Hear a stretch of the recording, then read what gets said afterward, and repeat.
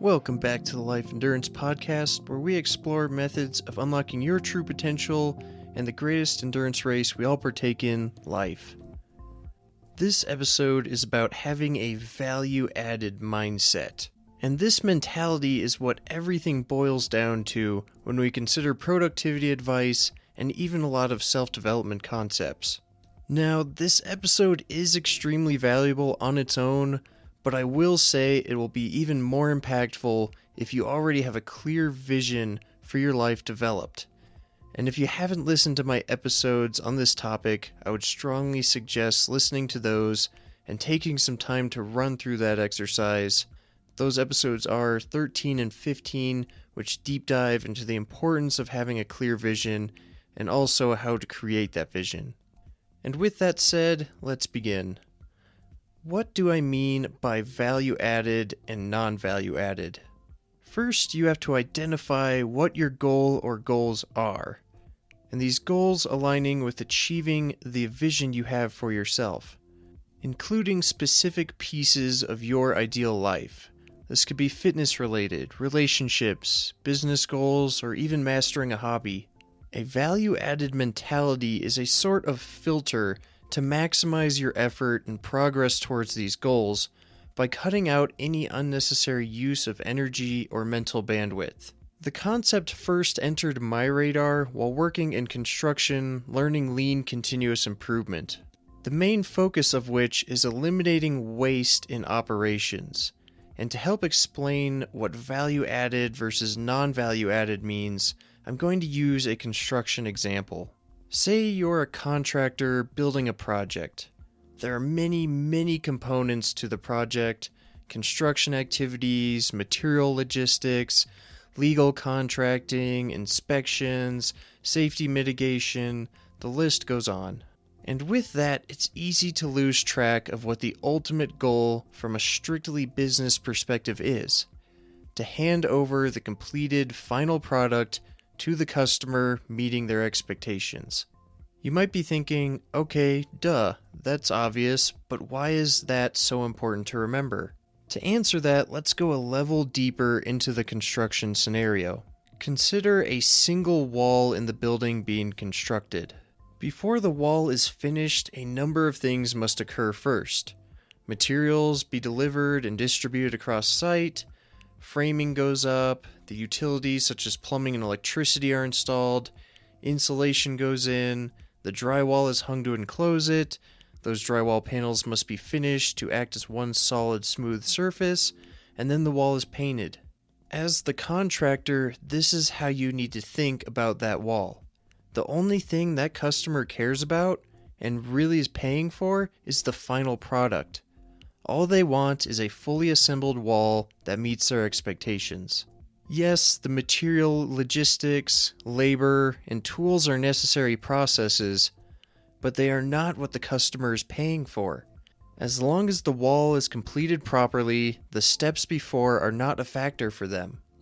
So in this case, value added means anything directly transforming the final product, the wall itself. Shipping the materials and distributing them across the site is not a value added activity. Workers setting up their tools and moving materials around their immediate space are also not value added activities, as they are not directly transforming the product.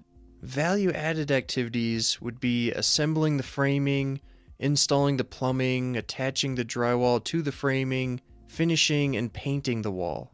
Now, to profit the most from the project, the goal is to minimize or eliminate non-value added activities, because the customer will pay the same regardless as long as the wall is built correctly. And here's a couple somewhat extreme examples. Let's say drywall gets delivered and is only placed in one location on the site. This means every time a crew needs drywall, they have to cross the site and move it. Depending on how large the project is, this could be a very time-consuming and physically demanding process, ultimately a lot of non-value added effort. The smarter way to go about this is to strategically distribute the drywall to the areas that will need it as it's being delivered. Doing this all at once with the necessary equipment saves a significant amount of time and effort, again, handing over the same final product. Let's get even more granular. Say a worker is hanging drywall and their material stack is 50 feet away. If every time they need a piece of drywall to hang, they have to walk a total of 100 feet, including half carrying a very heavy piece of material. That is a lot of time and energy not adding value. But if the worker were to grab a pallet jack and move the amount they needed all at once close to the installation spot, they would eliminate a lot of unnecessary non-value added work. One last example would be considering setup time for an activity on site. If a worker is organized and well prepped, they can quickly move and set up all necessary tools where the work is occurring that day. Again, remember the act of setting up is necessary but not value added. It does not directly transform the final product. But if the worker is not organized and prepared, they may spend a significant amount of time walking back and forth from the storage trailers to the active area on site with lots of non-value added time and effort. There's a handful of other wasteful categories of work on top of this, 6 to be exact, and that may be for another day, but hopefully you're catching on to how the goal is to minimize or completely eliminate any activities that wouldn't be considered value added.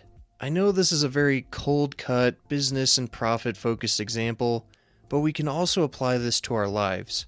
Consider yourself both the customer and the contractor, and the final product is achieving one of your goals. The world is polluted with distractions and things to do, and with a value-added mentality, you'll be able to identify and eliminate distractions and things that do not actually contribute to your goals. As you go about or reflect on your day, be extremely critical and categorize the things you did as value added or non-value added. Did scrolling on your phone add any value?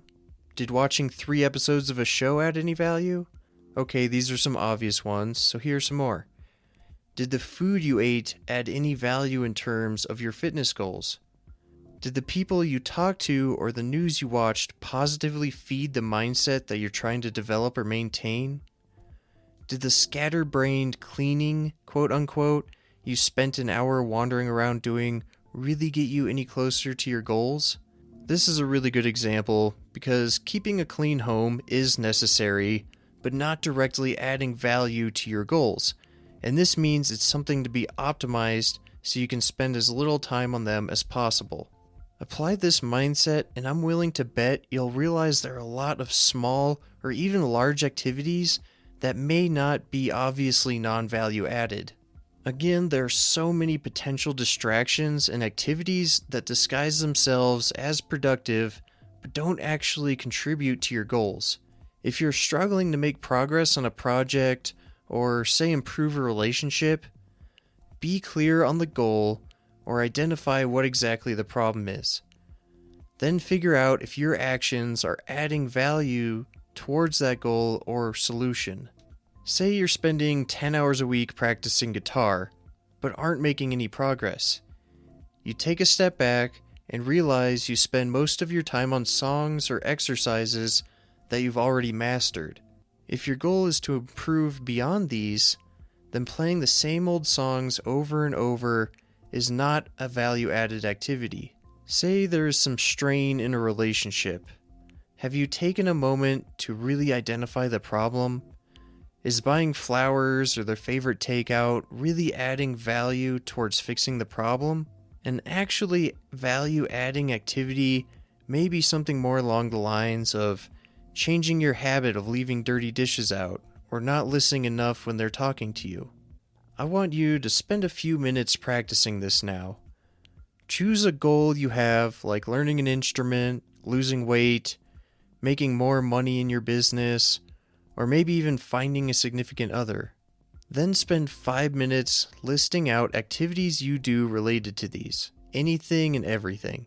Once you have this list, label them value added or not.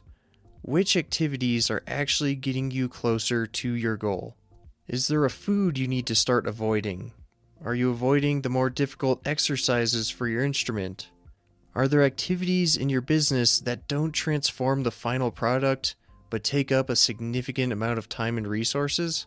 Are you actually getting out there and meeting as many people as possible with the intent of finding a romantic partner, or are you just spinning your wheels? Do this activity as many times as it takes to make the value-added assessment automatic in your brain as you go about your day. When applied to business, hundreds of thousands and even millions of dollars can be saved. I know personal examples of this. Apply this principle in your life, and the same level of improvement, but in your own terms, can be achieved. All it takes is the mental discipline to realize a non-value-added activity when it occurs and realign yourself towards your goal.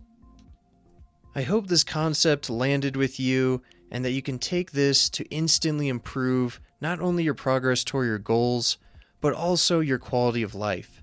And as always, if you found value in this episode, a quick share and a review would be the greatest way to share any gratitude.